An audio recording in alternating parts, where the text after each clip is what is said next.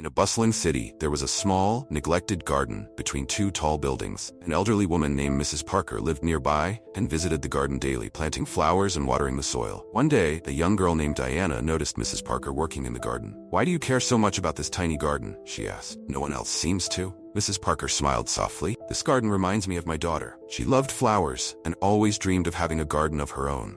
But she passed away before that could happen. So, I tend to this garden in her memory." Diana was touched.